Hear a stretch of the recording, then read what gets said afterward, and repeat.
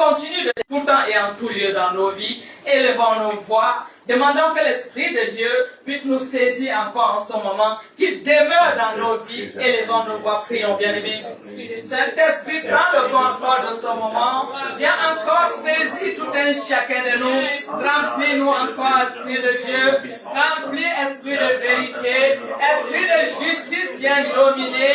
Prends le contrôle de ce moment. Prends le contrôle de ce moment d'exercice de prière. Saint-Esprit, viens encore nous éclairer. Viens encore nourrir notre âme et notre esprit. Déverse encore ta puissance dans nos vies. Déverse encore ta sainteté dans la vie de tout et chacun de nous. Impacte et rayonne dans nos vies. Laisse que le feu du Saint-Esprit embrasse tout et chacun de nous. Esprit de sagesse, remplis-nous encore. Laisse que la connaissance céleste puisse encore nous revêtir. Remplis-nous encore. Dévore dans la vie de tout et chacun de nous. Visite ton peuple rassemblé autour de toi. Fais-nous encore du bien. Revêtis-nous encore. Transforme-nous encore. Revêtis éternel. Avec ton esprit que nous sommes transformés. Qu'avec ton esprit que nous sommes éclairés. Que l'éclat céleste soit notre partage. Merci, Esprit de Dieu. Merci pour ta présence dans ton Église. Dans le nom puissant de Jésus-Christ. Amen, amen. Amen, amen. Je vais appeler le pasteur Vincent Biankengila sur vos orations, bien-aimés. Est-ce que quelqu'un passe la main? Alléluia, alléluia. Alléluia, alléluia. Alléluia, alléluia, alléluia. Que Dieu vous bénisse. Amen, amen. Vous pouvez vous asseoir. Je suis content de vous voir. Est-ce que tu peux saluer ta sœur? Dis, je te le dis sincèrement, je suis content de te voir. Dis, je te le dis avec mon cœur, je suis dans la joie de te voir. Dis-le, je suis dans la joie de te voir. Alléluia. Quand tu salues ta sœur, ton frère, regarde droit dans les yeux. Dis, je suis. Tu souris, bien-aimé. Alléluia. Est-ce que vous pouvez acclamer les seigneurs? Est-ce que vous pouvez acclamer les seigneurs? Maman Lucien a l'air très fatiguée. Alléluia. On dit on est dans la joie de se voir. Quand il salue, hein, mais tu vois le coup. Amen, amen. Amen. Que Dieu vous bénisse. Par la grâce de Dieu, nous allons étudier la parole. L'enseignement d'aujourd'hui, c'est comprendre les 5 ministères.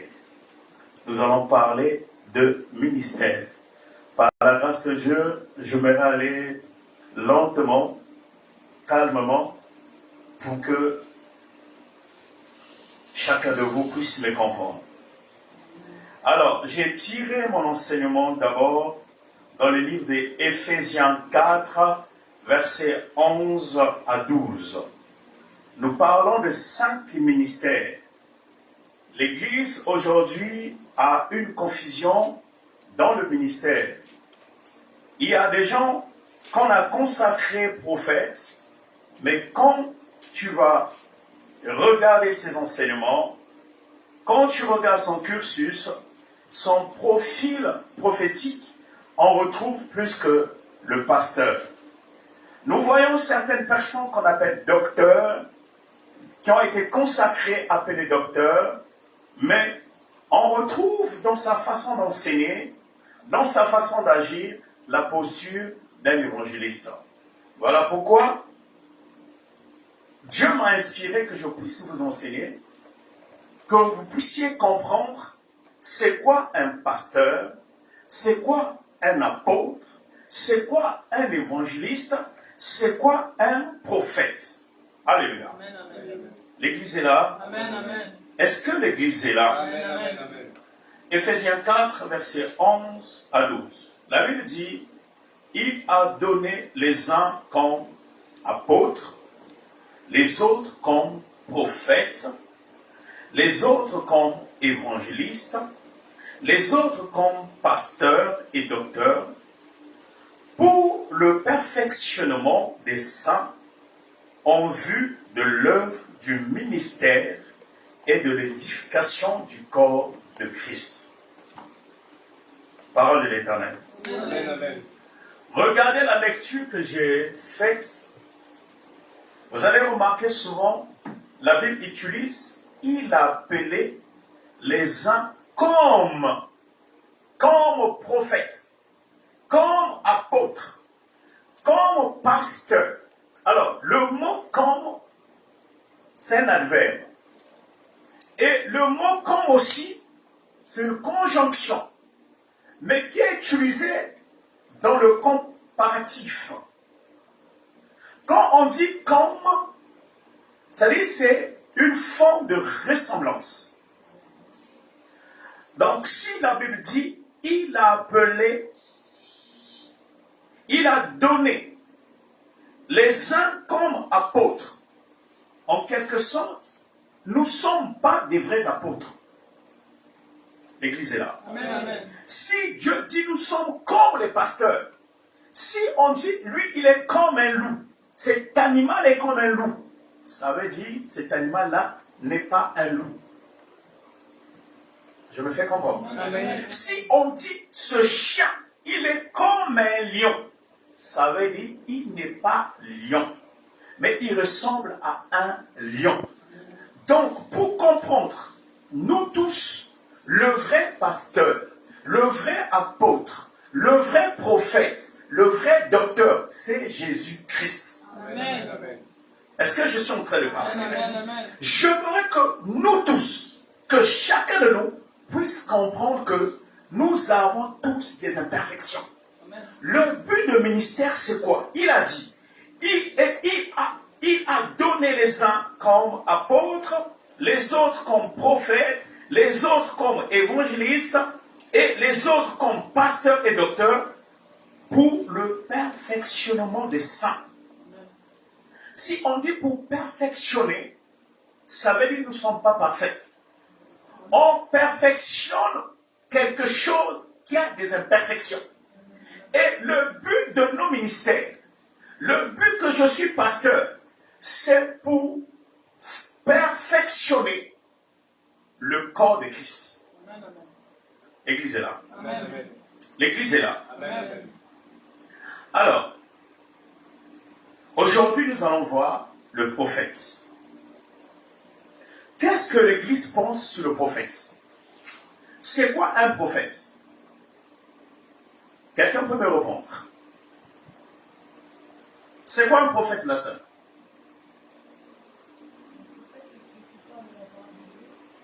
À haute voix. C'est une personne qui explique la parole de Dieu. C'est donner le micro à la sœur. Est-ce qu'on va acclamer le Seigneur? C'est une personne qui parle de la parole de Dieu, qui exprime son ressenti, qui peut aussi faire un témoignage, etc. Alléluia. Amen. On peut acclamer pour la sœur? Alléluia. C'est une très bonne réponse. Alléluia. Que Dieu te bénisse. C'est quoi encore un prophète? La salle. Fais circuler le micro. C'est quoi un prophète? Parlez vite, nous sommes aux enseignements. Le but des enseignements, c'est de comprendre. Oui, frère.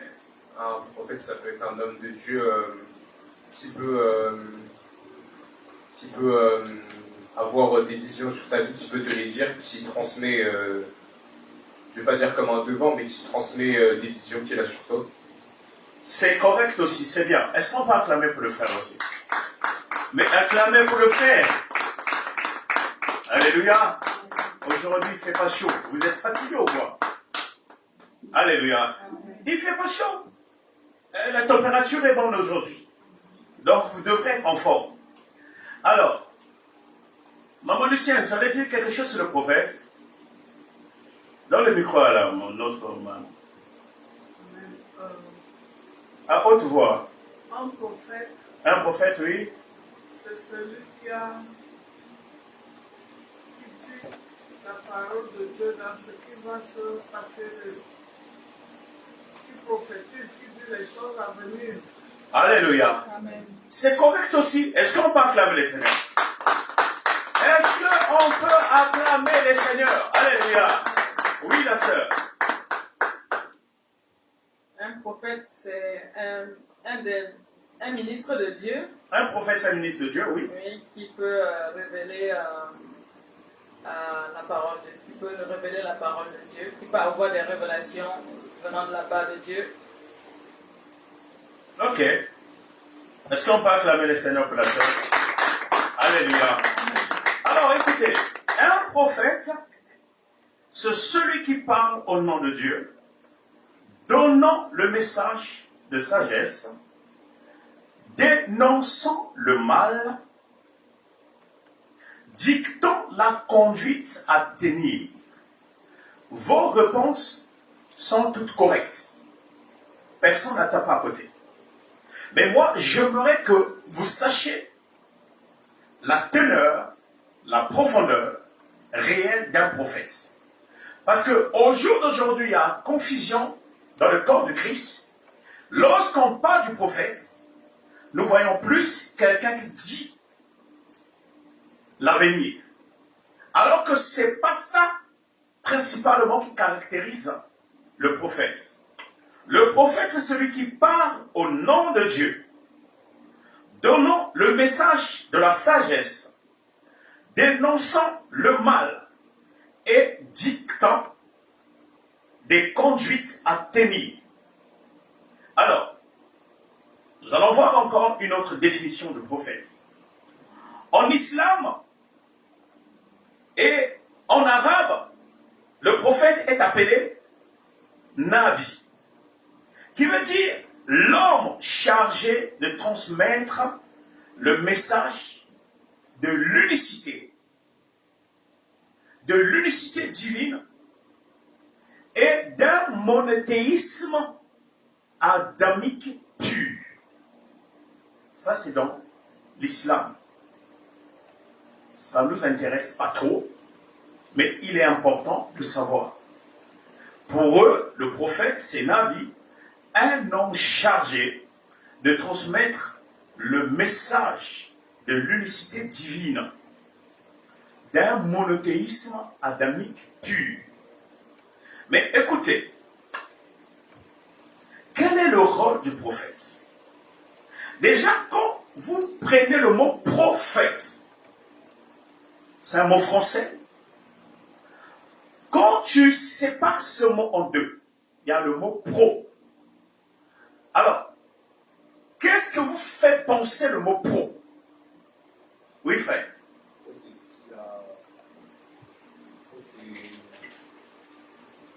Le micro, s'il vous plaît.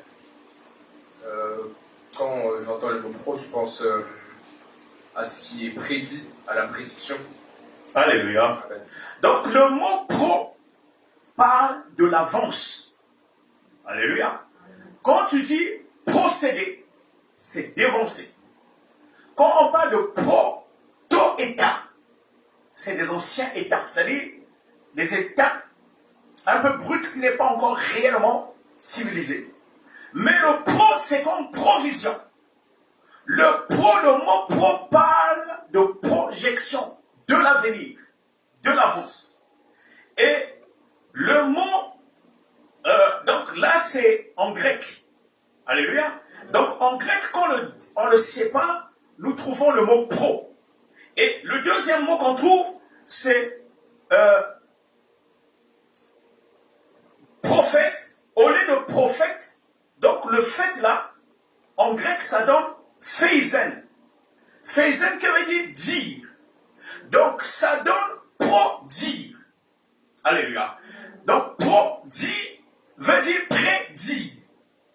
Donc dire en avance. Alléluia.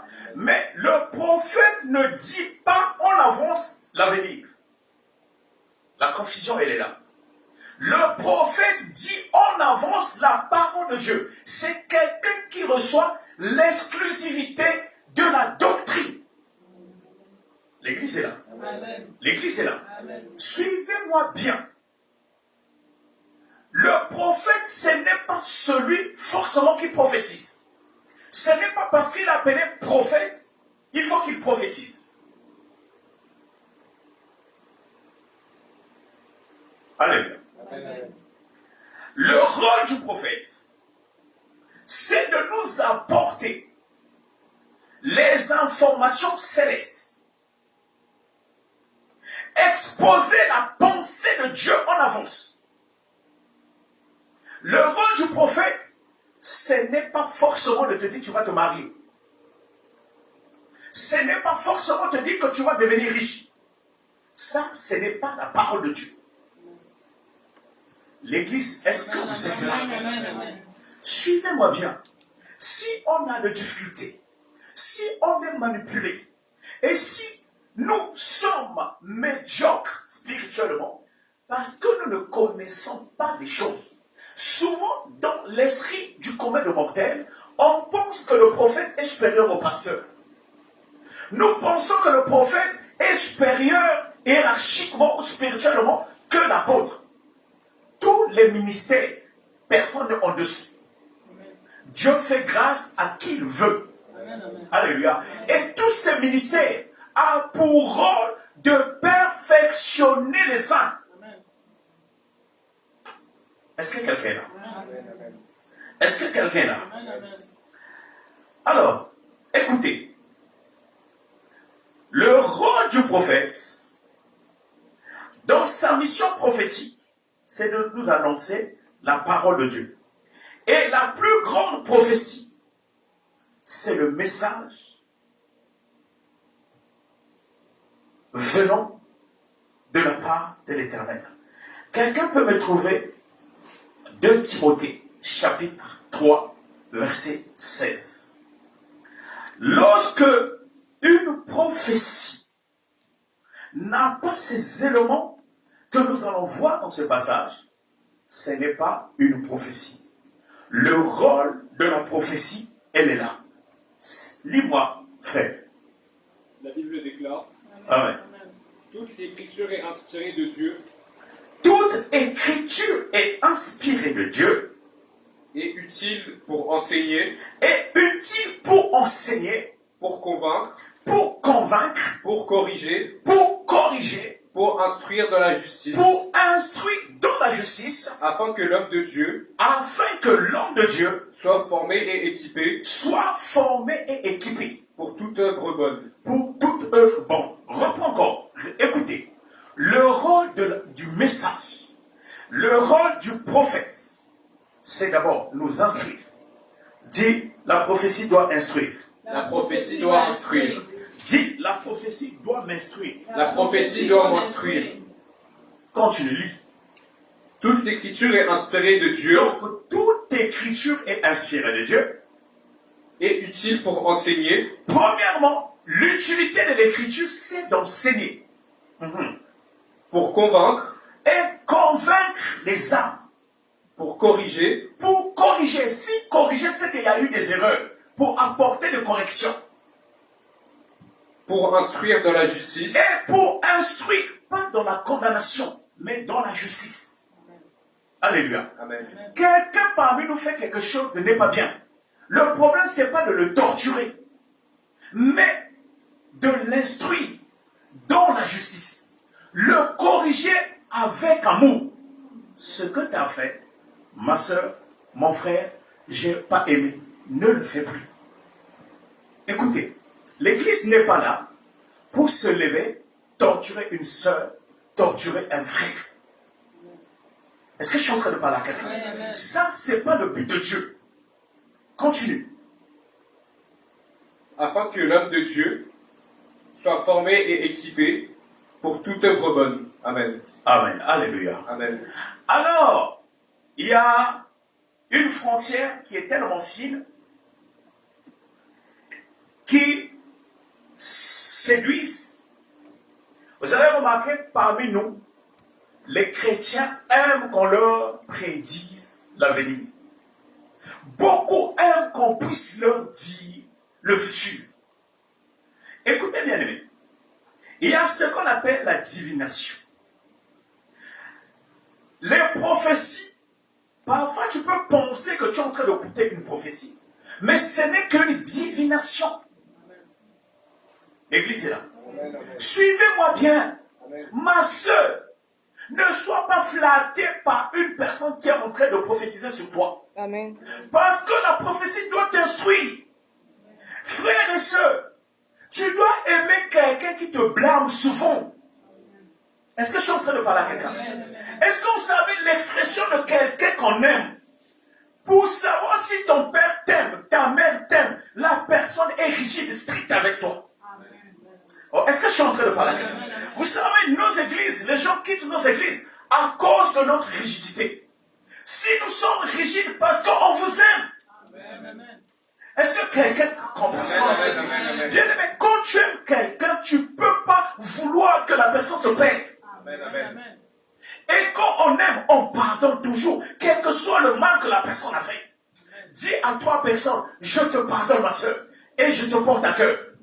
Je te pardonne, ma soeur. Oh, dis, parle clairement. Regarde trop, Je Dieu. te porte à cœur. Alléluia. Alléluia. Donc, bien aimé, ne vous contentez pas devant une personne qui est en train de dire ton avenir. Écoutez, c'est quoi la divination? La divination, c'est l'art de deviner, de découvrir ce qui est ignoré ou caché en sortant des voies ordinaires de la connaissance par des recours à des procédés occultes, à des pratiques magiques et à l'acte de prédire les événements futurs. Vous avez remarqué ce qui se passe au jour d'aujourd'hui. Vous allez remarquer même sur Internet, le mouvement prophétique devient très célèbre. Tout le monde prophétise. Et la manière qu'il prophétise, si tu regardes, ça c'est pas la prophétie. Je vous ai expliqué c'est quoi la prophétie. Ce qu'ils font tous, c'est la divination. Est-ce que l'église est là? Est-ce que vous savez, je veux vous dire, ne permets à personne de dire tout ton avenir. Ton avenir est entre tes mains. Il n'y a que deux personnes qui connaissent réellement ta vie. Dis-moi ces deux personnes. Demandez-moi qui sont ces deux personnes. Qui sont ces deux personnes? Qui peut me dire qui sont ces deux personnes dans la salle? Dieu. Hein? Le Père spirituel. Le Père spirituel. Qui encore? Nous-mêmes. C'est toi-même et Dieu. Alléluia. Même moi qui est ton Père spirituel, j'ai pas, c'est-à-dire, toute l'autorité totale sur ta vie. Je ne peux pas voir ton mystère réel. C'est Dieu qui est éternel et infiniment grand. Je ne dis pas de mettre le Père spirituel à côté. Non.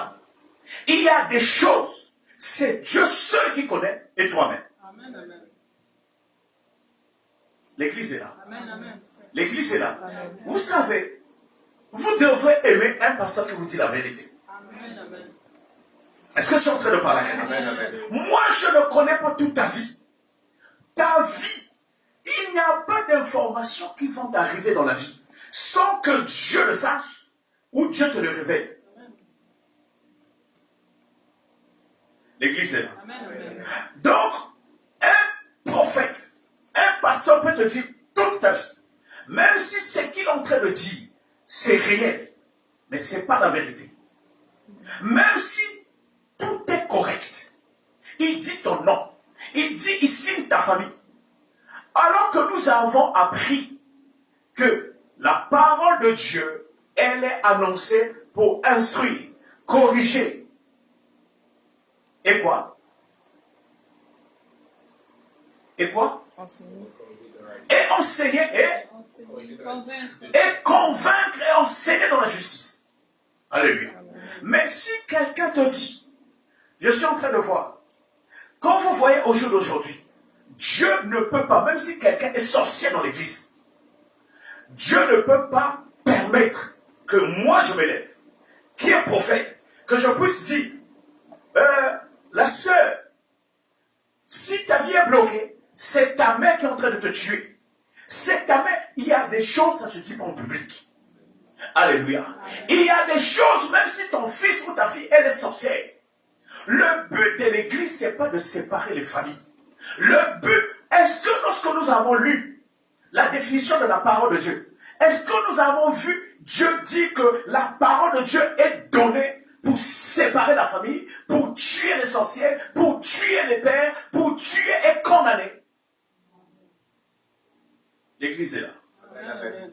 Alors, écoutez, ne confondons pas le don prophétique et le ministère prophétique.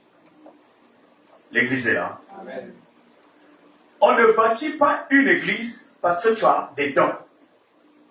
Au jour d'aujourd'hui, vous allez remarquer, on peut avoir un frère à l'église qui a plus de dons que moi, mais cela ne fait pas de lui un ministre de Dieu.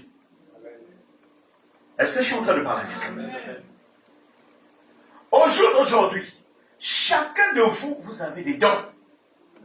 Qui croit qu'il a des dons? Amen. Qui croit qu'il a des dons? Amen. Tout un chacun de nous, Dieu nous a donné des dons. Dieu n'a pas seulement donné des dons au pasteur. Le problème, vous avez des dons, mais vous n'arrivez pas à découvrir vos dons. Et vous n'utilisez pas vos dons. N'oubliez pas, le don de prophétie se vend aussi. Ça peut vous décevoir. Je ne peux pas comprendre quel est ce prophète. Dans sa mission prophétique, il n'enseigne pas, il ne prêche pas, il n'instruit pas. Mais tous les cultes, il ne fait que prophétiser. Alors que la Bible dit, une bouche qui parle beaucoup pêche. Donc si réellement ça vient seulement de Dieu, c'est qu'il y a des péchés. Est-ce que vous savez, il y a beaucoup de fausses prophéties. Regardez là, il y a la Coupe du Monde. J'ai vu sur la toile. Je ne sais pas si vous comprenez déjà ce que je veux dire. Beaucoup de prophètes ont prophétisé sur les équipes africaines. L'équipe tant va gagner. L'équipe tant va gagner. À la fin, l'équipe n'a pas gagné. Est-ce que donc Dieu au ciel aujourd'hui est en train de supporter Mbappé? Qu'est-ce que Dieu a à faire avec la Coupe du Monde? Bien aimé, l'homme est devenu tellement dans la distraction, tellement l'homme ne respecte plus les choses de Dieu, jusqu'à même induire Dieu dans la distraction. Qu'est-ce que Dieu a à faire avec le score Congo, je ne sais pas qui? Ce n'est pas parce que quelqu'un donne un score correct que c'est Dieu qui est parlé. Est-ce que l'église est là? Amen. Ce n'est pas que quelqu'un te donne ton numéro de téléphone, c'est que c'est un vrai homme de Dieu. C'est la divination. C'est la magie. Qu'est-ce que ça t'apporte le sport? Le score d'un sport, déjà c'est la distraction. Déjà, bien aimé, si vous savez le foot, l'histoire du foot, vous allez être dessus. Est-ce que vous savez dans la conception de foot, ça a été validé et mis en place par des francs-maçons? Ça à la base, c'est un jeu magique pour canaliser les énergies des gens dans la distraction. L'église est là. Amen. Mais je ne veux pas trop insister là-dessus, parce que nous sommes dans une nation, quand tu cites certaines choses, on va trouver qu'on dirait qu'il est extrémiste, on va me prendre pour quelqu'un qui est dans les sectes, ou quelqu'un qui ne veut pas que les gens fassent de sport. Ici, nous tous, nous sommes des sportifs. Alléluia. Donc, bien aimé, normalement et logiquement, nous devons être éveillés. Nous avons vu beaucoup de prophètes qui ont donné l'argent à quelqu'un infidèle de l'église et menti ou donné des informations. Et ils commencent à tout dire de A à Z. Est-ce que vous savez, même moi qui est pasteur, un jour, j'étais invité chez un prophète. Je le dis en direct, je m'en fiche, même s'il regarde. Le prophète là me donne les informations des gens de l'église. Le nom et prénom. Les histoires de famille. Il m'avait donné des cris pour que le jour qu'on ait le séminaire, que je puisse commencer à prophétiser. Le monsieur l'avait regretté. Alléluia. Est-ce que je suis en train de parler à quelqu'un? N'acceptez pas d'être corrompu. Ne soyez pas impressionné par quelqu'un qui est en train de citer l'avenir. Dieu n'a rien à voir. Est-ce que vous savez, on peut te dire que tu vas devenir un grand homme, mais tu finis pauvre. Nous allons voir ça avec le temps. L'église est là. L'église est là. Alors écoutez, il y a un mystère dans la prophétie. Avant de prophétiser, il y a des gens qui sont initiés dans la prophétie, dans les dons, à travers le repas. Ézéchiel 3, verset 3 à 4. La Bible dit, il me dit, fils de l'homme, nourris ton ventre et remplis tes entrailles de ce rouleau que je te donne. Je le mangeai et il fut dans ma bouche doux comme du miel. Il me dit, fils de l'homme, va vers la maison d'Israël et dis-leur mes paroles, car ce n'est point vers un peuple ayant un langage obscur, une langue inintelligible que tu es envoyé, c'est la maison d'Israël. Écoutez cette parole. Dieu parle aux prophètes. Mais avant que le prophète aille prophétiser, Dieu lui dit quoi? De manger le rouleau. Alléluia. Et le rouleau, c'est quoi? C'est la parole de Dieu. Une vraie prophétie, c'est la consommation de la parole de Dieu. Alléluia. Est-ce que vous savez, il y a la différence de manger et se nourrir? Manger, c'est absorber. Mais se nourrir, c'est consommer les choses de qualité. Nourrir et manger, c'est différent. Alléluia. Nous devons manger et non, nous devons nourrir, se nourrir et non manger. L'église est là. Donc, ta santé spirituelle dépend de la qualité du régime spirituel qui t'est assigné.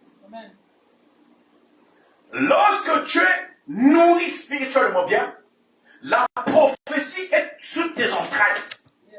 Oh, et l'église, vous ne comprenez rien. Amen. Pourquoi vous n'êtes pas sensible?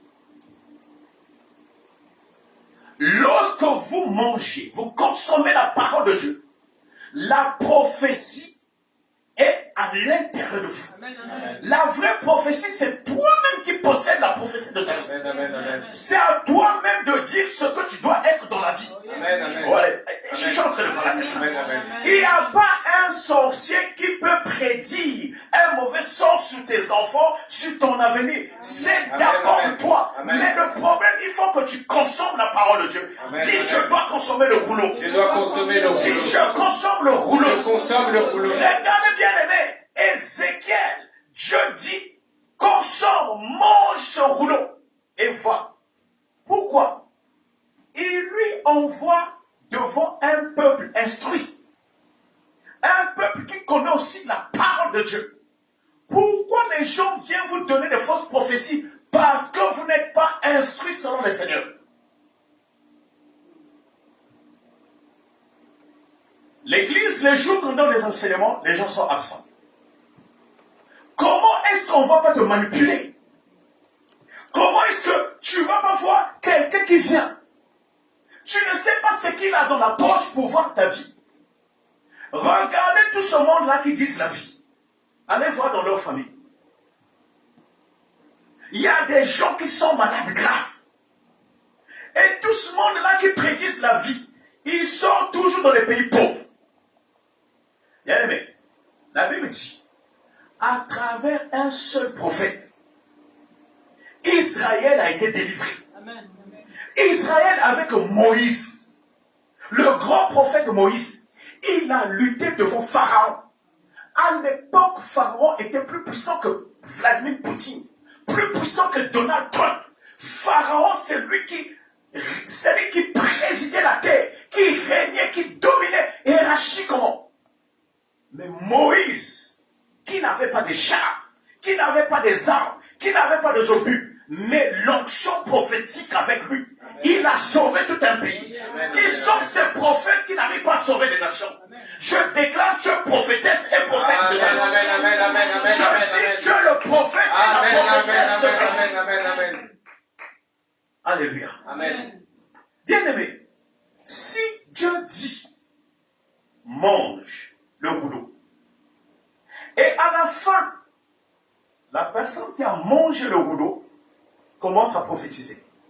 Ça veut dire, il y a des dons, parce que le diable copie tout ce que Dieu fait. Amen.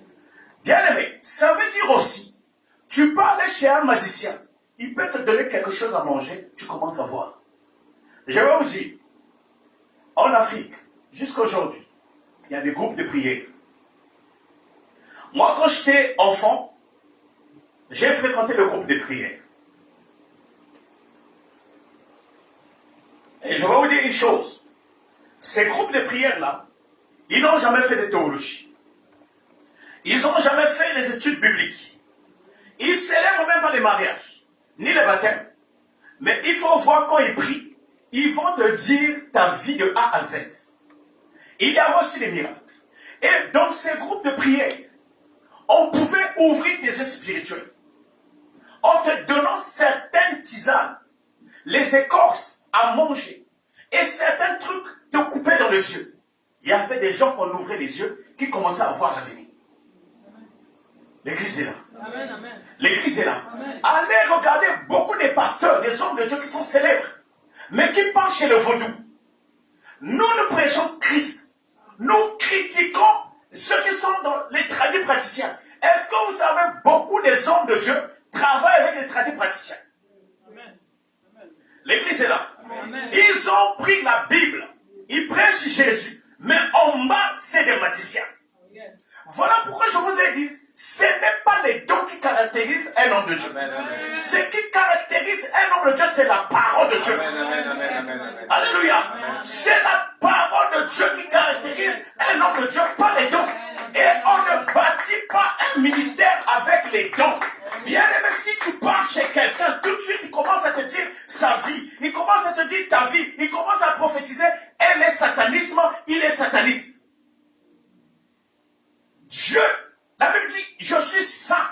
Que ceux qui s'approchent de moi soient dans la sainteté. Alléluia. Dieu ne peut pas parler à des voyous. Nous avons nos familles. Oh, j'étais parti prier là-bas. On m'a dit, ta femme, ton enfant là, il est sorcier. Et je suis allé prier chez 5 personnes. Quelles sont ces personnes qui voient que des choses? Et quand tu vas regarder ces personnes-là, souvent ils sont pauvres. Leurs propres filles n'ont pas de mariage. Ils meurent bêtement dans les accidents, sans qu'ils voient eux-mêmes leur propre vie. Écoutez, l'église est là. Amen, amen. L'église est là. Amen, amen, amen. Je vous dis, il y a les dons acquis par initiation. Il y a des dons qui sont acquis par initiation. Ce n'est pas parce que quelqu'un est un bon orateur qu'il prêche aussi bien la parole de Dieu. Beaucoup des hommes de Dieu ont rajouté au don prophétique un don venant du diable. Regarde, dans la Bible, ça a existé. Acte 16, versets 16 à 17. La Bible dit, quand nous allions au lieu de prière, une servante qui avait un esprit de python et qui, en devinant, procurait un grand profit à ses maîtres, vint au devant de nous et se mit à nous suivre. Paul, elle criait, ces hommes sont les serviteurs du Dieu très haut. Ils annoncent la voie du salut. Écoutez, au verset 18, elle fit cela pendant plusieurs jours. Paul, fatigué, se tourna et dit à l'esprit, j'ordonne au nom de Jésus-Christ de sortir d'elle, et il sortit à leur main. Vous pouvez suivre, vous pouvez lire la suite. Cette dame-là, elle disait la vérité. Elle prophétisait. Et lorsqu'elle prophétisait, tout ce qu'elle disait, c'était clair. Elle ne connaissait pas Pierre. Elle va les harceler tout le temps quand ils partaient à la prière à l'église. Et eux, ils savaient ce qu'ils disaient. Derrière, il y avait un esprit qui lui informait ces choses-là. À la fin, on avait prié pour elle-même pour sa délivrance. Est-ce que vous savez, il y a des pasteurs, il y a des apôtres, il y a des prophètes, eux-mêmes, ils ont besoin de la délivrance. Est-ce que je suis en train de parler à quelqu'un? Amen. Bien aimé, il faut aussi prier pour moi. Vous m'entendez? Amen. Est-ce que l'église m'écoute? Amen. L'apôtre Paul lui-même crie, qui me délivrera de ce corps du péché? Ça veut dire, un homme de Dieu peut être aussi possédé. Regardez, elle disait l'avenir. Voilà pourquoi attention souvent à quelqu'un qui dit tout le temps des prophéties, Il y a quelque chose caché en derrière. De Malachie à Matthieu, Dieu avait fait 400 ans sans parler. Il y a des moments où Dieu ne parle pas. Il y a des moments où Dieu reste silencieux. L'église est là. L'église est là. Les dons peuvent s'acheter. Dis, les dons peuvent s'acheter. Les dons peuvent s'acheter. Et dis, les dons se communiquent aussi. Les dons se communiquent. Dis, les dons se communiquent. Les dons se communiquent. Est-ce que vous savez, moi j'ai un don de discernement. J'ai aussi le don de voyance. Ce que j'ai, si je prie avec un cœur sincère et que vous qui êtes mes enfants, parmi ceux qui sont très sincères, je peux les transférer mes dons. C'est pareil aussi dans la magie, chez les féticheurs. Est-ce que vous savez, il y a dans les familles, les gens, avec le temps qu'on initie à certains dons, qui deviennent parfois des prophétesses. Chez nous, on les appelle les migouilles. Donc, il y aura à un moment donné, on fait des cérémonies, on te transfère un pouvoir donné. Mais le pouvoir là n'est pas le pouvoir de Dieu. Souvent, ce sont des pouvoirs des entités de famille. Et souvent, ce sont des pouvoirs de la sorcellerie. L'église est là. L'église est là. Amen. Acte 8, verset 17 à 20. La Bible dit, alors Pierre et Jean leur imposèrent les mains et ils reçurent le Saint-Esprit. Lorsque Simon vit le Saint-Esprit était donné par imposition des mains, les apôtres, il leur offrit par les apôtres, il leur offrit de l'argent en disant, ici c'est l'histoire de Simon le magicien, en disant, accorde-moi aussi ce pouvoir, afin que à qui j'impose les mains reçoive le Saint-Esprit. Mais Pierre lui dit, que ton argent périsse avec toi, puisque tu as cru que le don de Dieu s'acquérait à prix d'argent. Simon le magicien, il était considéré comme un homme de Dieu aussi dans sa vie. Il avait aussi de l'influence. Mais le jour qu'il a rencontré Pierre, et Pierre avait imposé les mains à une personne qui avait communiqué le Saint-Esprit, lui s'est dit, je veux donner l'argent pour que moi aussi j'ai ce don. Donc il y a des gens, des acheteurs des dons. Amen. Ne faut jamais être impressionné par le don de qui que ce soit. Amen. Est-ce que je suis en train de parler à quelqu'un? Amen. Est-ce que je suis en train de parler à quelqu'un? Amen. Sois plus impressionné à quelqu'un qui t'apprend réellement l'évangile. Amen. Qui t'apprend réellement la parole de Dieu. Parce que c'est ça qui va s'imprimer en toi, qui va s'adhérer en toi. C'est ce qui sera la prophétie. Parce que quand tu as avalé la parole de Dieu, et quand tu vas commencer à prononcer, les démons, les sorciers, la magie, la maladie, tous les blocages vont quitter. Amen. Est-ce que j'ai parlé à quelqu'un? Amen. L'appel, les dons, n'est pas un appel. Un don, c'est quelque chose qu'on reçoit. Amen. Un appel vient avec le ministère. Le ministère n'est pas bâti sur la base des dons. Et sachez une chose, que nous tous, on peut prophétiser. L'église est là. Amen. L'église est là. Amen.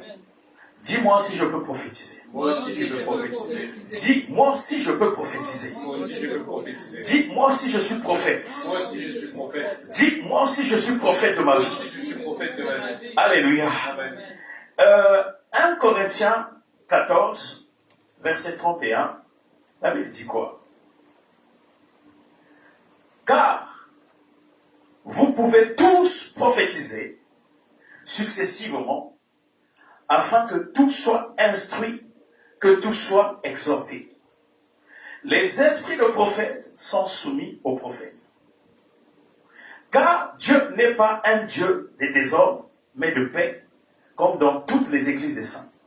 La Bible dit, 1 Corinthiens 14, verset 31, car vous pouvez tous prophétiser successivement, afin que tout soit instruit et tout soit exhorté.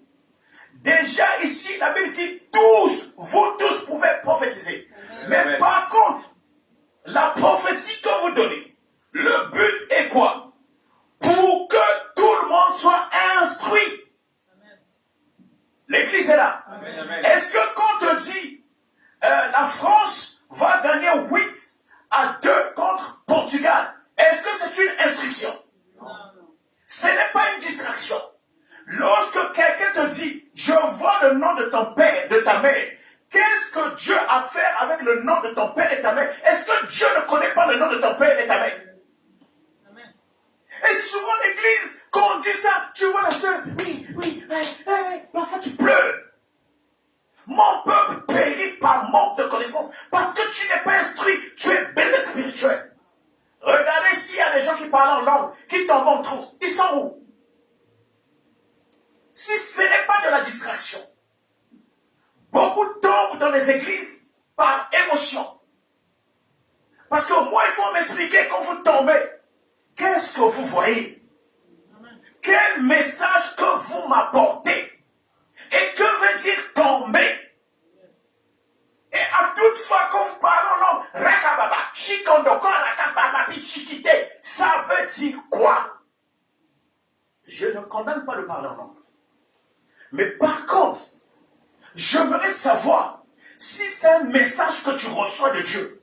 Il y a des gens qui parlent en langue, lui-même ne sait pas ce qu'il est en train de dire. Même inconscient et inconscient. Voilà pourquoi l'église, il faut qu'il y ait de l'ordre. Alléluia. Amen. Je ne dis pas de ne pas parler en langue. Non. Mais quand même, on ne peut pas rester 5 ans, 10 ans, vous parlez en langue, personne n'interprète. J'ai vu une vidéo, quelqu'un qui est en train de chanter. Il a glissé, il allait tomber. Il parle en langue. Tout le monde était mort de rire. C'est en quoi il a glissé? Quel est le message? Quand il a glissé dans l'église et à la fin en langue. Vous allez voir, les musiciens souvent au studio, quand ils chantent. À un moment donné, au moment de chanter, ils parlent en langue. Ça, c'est surtout une farce. J'ai déjà assisté des musiciens au studio, des musiciens chrétiens, qui coupent, qui demandent à l'ingénieur, la partie là, je vais reprendre. Rakabakababa, shikebe. Non, attends, là c'est pas bien. Rakake. Il y avait même un homme de Dieu qui m'avait appelé, qu'il puisse écrire et qu'il répète le parler en langue. Il me téléphone, pasteur. À l'époque, je vais aussi parler en langue. Je lui ai dit, écrit Raka. Il écrit Raka. J'ai écrit Baba Baba. Il écrit Baba. Rekotosho. Lui aussi, il écrit Rotokosho. Et quand on était dans l'église, à un moment donné, il parle en langue. Rakaba. Il me dit, la partie là, c'était quoi? Choco, Rako. Est-ce que ça, c'est pas la distraction? L'église est là. Amen. L'église est là. Amen, amen. Nous devons, la Bible dit, je cherche les vrais adorateurs qui m'adorent en esprit et en vérité. Je te prie, adore Dieu en esprit et en Amen, vérité. amen, amen, Même si amen, aujourd'hui amen. tu as rien, Dieu va te récompenser. Dieu va se souvenir de toi. Alléluia. Ce qui compte, c'est la vérité. Voilà pourquoi la Bible dit, Dieu parle tantôt d'une manière, tantôt d'une autre. Nous allons continuer ce message plus tard. Retiens ça. Dieu te parle aussi. N'attends pas un prophète venir te confirmer ta vie. C'est nous qui ne faisons pas attention. Regardez dans Job 33, versets 14 à 16. La Bible dit, Dieu parle cependant, tantôt d'une manière, tantôt d'une autre. Il parle dans des songes, par des visions nocturnes. Quand les hommes sont livrés à un profond sommeil, quand ils sont endormis sur leur couche, alors il leur donne les avertissements et met le sceau des instructions. Dieu nous parle. Nous tous ici, on rêve. Ce que tu rêves, c'est pas seulement dormir. Voilà pourquoi, si tu vois certaines choses dans les rêves, ne néglige pas. N'attends pas toujours que le pasteur interprète tes rêves. Parfois, toi-même prie. N'attends pas que le prophète vienne te dire sur ta vie. Dieu lui-même te parle. Le prophète n'a pas été témoin le jour que Dieu t'a créé. Amen. Que Dieu vous bénisse. Amen, amen.